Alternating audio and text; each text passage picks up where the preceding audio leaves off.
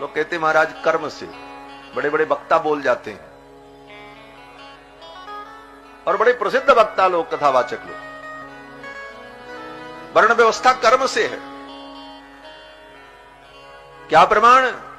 बोले गीता में भगवान कहते हैं चातुर्वर्ण्यम मया सृष्ट गुण कर्म विभागश, धर देते हैं यही पंक्ति। बोले गुण कर्म विभागश, बोले वो गुण कर्म विभागश जो कहते हैं उसका तात्पर्य क्या है? चातुर्वर्ण्यम मया सृष्टम, 4 वर्ण को मैंने बनाया। कब? बोले जन्म के समय, माने उनको जो जन्म मिला, जन्म से ही उनके 4 वर्ण, ये व्यवस्था भगवान ने दी। और फिर उनके गुण कर्मों का विभाग किया कि इनका गुण क्या होगा, इनका कर्म क्या होगा। गुण कर्म विभाग, गुण कर्मों के आधार पर वर्ण व्यवस्था नहीं बनी, वर्ण व्यवस्था के आधार पर गुण कर्मों का निर्धारण शास्त्र ने किया है। ये अंतर है। क्यों?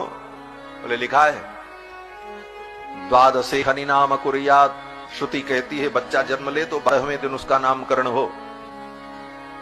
12वें दिन नामकरण जब हो तब तो शास्त्र कहता है अगर ब्राह्मण का बालक हो तो सर्वांतः, क्षत्रिय हो तो वर्मांतः, सर्वांत वर्मांत नाम। ब्राह्मण होगा तो सर, क्षत्रिय हो तो वर्मा, वैश्य हो तो गुतः, शूद्र हो तो दास। तो अभी 11 दिन का बच्चा हुआ, 12वें दिन नामकरण होगा। 11 दिन में वो कौन सा कर्म करेगा जिस कर्म के आधार पर आप तय करोगे कि ये ब्राह्मण है, क्षत्रिय? कैसे नामकरण करोगे? यज्ञोपवीत संस्कार करने से कोई संस्कारवान होकर के ब्राह्मण होता? बोले पहले जब करने चलोगे तभी कहा है। वेद कहता है बसंते ब्राह्मणम उपवीत, बसंत ऋतु में ब्राह्मण का यज्ञोपवीत हो।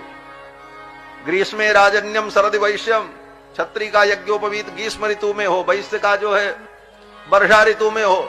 तो पहले ये तय करो कौन ब्राह्मण, कौन क्षत्रिय, कौन वैश्य, तब ना उसका यज्ञोपवीत करो। तो कर्म के अनुसार वर्ण नहीं है, अपितु वर्ण के अनुसार कर्म की व्यवस्था शास्त्र ने दी है। ये मूलभूत सिद्धांत है।